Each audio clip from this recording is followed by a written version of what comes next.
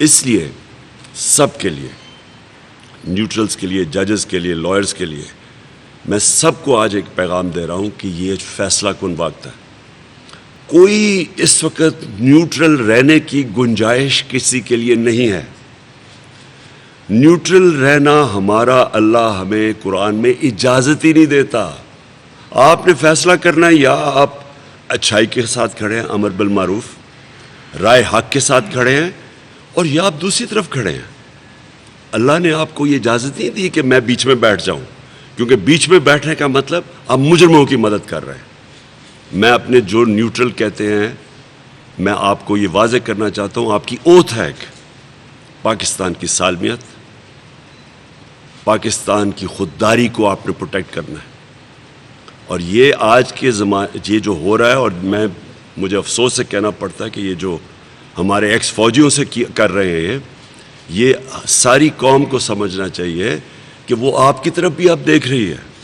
Judgment آپ کے اوپر بھی آنے والی ہے کہ یہ جب ملک جدھر جائے گا، اگر یہ ملک تباہی کی طرف جاتا ہے تو آپ اتنے ہی بڑے ذمہ دار ہوں گے۔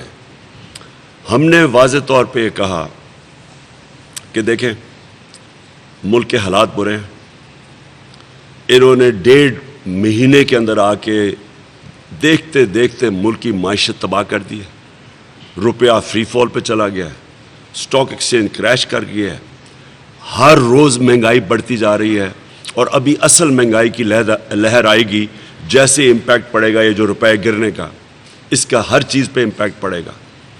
قوم کے لیے اس وقت جو آگے دیکھ رہی ہے قوم، اندھیرا نظر آ رہا ہے، یہ جب تک یہ لوگ اوپر بیٹھے ہوئے ہیں۔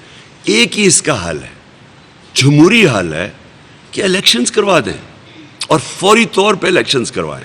اس کے علاوہ اس کا کوئی دوسرا حل نہیں ہے۔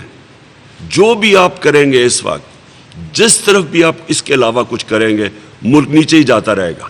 اور مجھے خوف آ رہا ہے کہ ہم یہ سری لنکا کی طرف جا رہے ہیں۔ جو سری لنکا کے اندر حالات ہے، مجھے خوف یہ ہے کہ یہ مہینے نہیں، یہ ہفتوں کے اندر ہم اس طرف جا رہے ہیں۔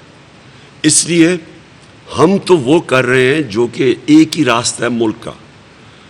ہمارے راستے میں یہ بٹھا دیے چور۔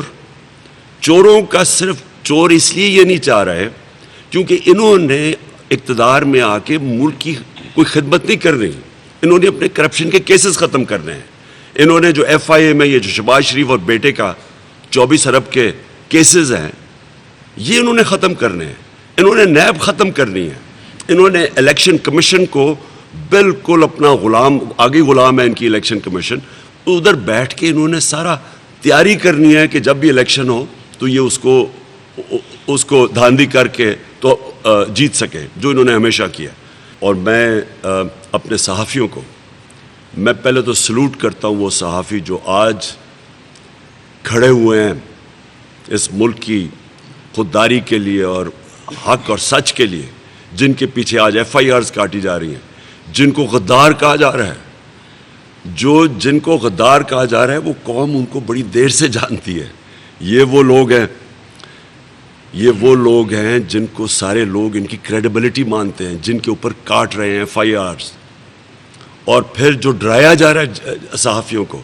اور میں آج ان صحافیوں سے پوچھتا ہوں جو ہمارے 3.5 سال کے دور میں ہمیں کہتے تھے کہ جی ہم کوئی آزادی رائے پہ پابندی ڈال رہے ہیں، ہمیں جتنی تنقید ہوئی پاکستان کی کسی تاریخ میں حکومت کو نہیں ہوئی۔ اور مجھے یہ بھی پتہ ہے کہ باہر سے پیسہ کدھر آیا اور کن میڈیا ہاؤسز اور صحافیوں پہ لگا جنہوں نے پوری کیمپین ہمارے اگینسٹ چلائی تھی کہ جناب ملک تباہ ہو گیا ہے، معیشت تباہ ہو گئی ہے۔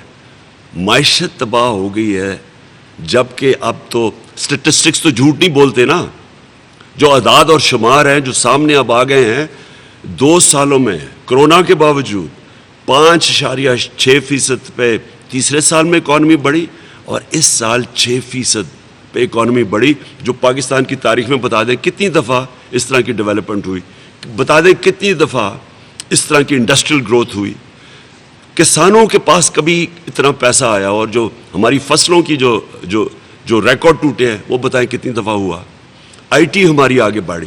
ہم یہ پوچھ رہے ہیں کہ وہ ملک جو سب سے بہتر جا رہا تھا بر صغیر میں، سب سے زیادہ روزگار ہم دے رہے تھے پچھلے دوروں میں مقابلے میں، اب تو آ گیا نا اعداد و شمار، سب سے زیادہ روزگار ہم نے دیا تھا، اس کے اوپر انہوں نے کیمپین چلائی. یہ باہر سے فائنینسڈ کیمپین تھی. انہوں نے بتایا کہ حکومت تباہ ہو گئی ہے، اور اب خود ہی نہیں سمجھ آ رہی کہ جو حکومت کی وہ پرفارمنس تھی، آج آپ ذرا دیکھ لیں جو یہ حکومت تجربہ کار کہہ رہے تھے، آج ان کے کیا حالات ہیں. تو میں آج خاص طور پہ ورکنگ جرنلسٹ کو، میں ان کو، کیونکہ میں نے ان کو دیکھا ہوا ہے دھرنے کے دوران بھی، میں ان کو آج خراج تحسین بھی پیش کرتا ہوں، کیونکہ یہ وہ لوگ ہیں جو کہ مشکل وقت میں اور مشکل کنڈیشنز میں کور کرتے ہیں. تو ان کو میں آج خاص طور پہ آج داد دینا چاہتا ہوں، کیونکہ ابھی بھی وہ کور کر رہے ہیں، جبکہ پورے مالکان کے اوپر پریشر ڈالا ہوا ہے یہ میڈیا سینسرشپ کے اوپر. اور جو میڈیا ہاؤسز آج کھڑے ہیں پاکستان کی جمہوریت کے ساتھ، یہ بھی آج فیصلہ ہو جائے گا کون اس طرف ہے اور کون دوسری طرف ہے. اس کے علاوہ میں جو اب بات کرنا چاہتا ہوں، جو میں نے کل ایک رات کو ویڈیو دیکھی، جسٹس ناصرہ اقبال، ان کی یہ تھیں ڈاکٹر جاوید اقبال، یہ ہیں ڈاکٹر جاوید اقبال کی بیوی جو کہ وفات پاک ہیں. ڈاکٹر جاوید اقبال علامہ اقبال کے بیٹے ہیں. جسٹس ناصرہ اقبال کے گھر پہ ریڈ ہوتی ہے رات کو، اور ان کی ویڈیو سرکولیٹ کر رہی ہے. میں آج پھر سے پوچھتا ہوں سب سے، اپنی عدلیہ سے، میں پھر سے اپنے نیوٹرل سے یہ پوچھتا ہوں کہ کیا یہ جو آپ سینز دیکھ رہے ہیں، یہ کون سی حکومت اس طرح کی چیزیں کر سکتی ہے؟ کوئی ڈیموکریٹک حکومت یہ نہیں کر سکتی. یہ صرف مجرموں کی حکومت کر سکتی ہے. اور اس طرح کے کئی اور سینز آ رہے ہیں. حماد اظہر کے گھر کے اوپر پورا حملہ کیا گیا، ان کی عورتیں اوپر بیٹھی تھیں، وہاں پولیس دیوار چھلانگ مار کے چلی گئی. یہ کون سا یہ تقریب کاری ہو رہی تھی؟ کون سی غداری ہو رہی تھی پاکستان سے؟ یہ جس طرح کی ہمیں چیزیں ہمارے ایم این ایز کو پکڑ لیا ہے، کراچی کے اندر ایم این ایز کو پکڑ لیا انہوں نے. تو میں پھر اب آخر میں اپنی قوم کو ایڈریس کرتا ہوں. دیکھیں، میں انشاءاللہ کل پختونخوا سے پورا اور پاکستان کی تاریخ کا سب سے بڑا جلوس نکل رہا ہوں اسلام آباد کی طرف.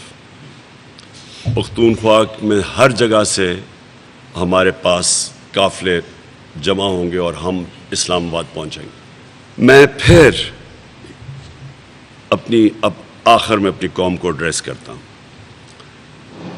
دیکھیں، میں انشاءاللہ کل پختونخوا سے پورا اور پاکستان کی تاریخ کا سب سے بڑا جلوس نکل رہا ہوں اسلام آباد کی طرف. پختونخوا میں ہر جگہ سے ہمارے پاس قافلے جمع ہوں گے اور ہم اسلام آباد پہنچیں گے.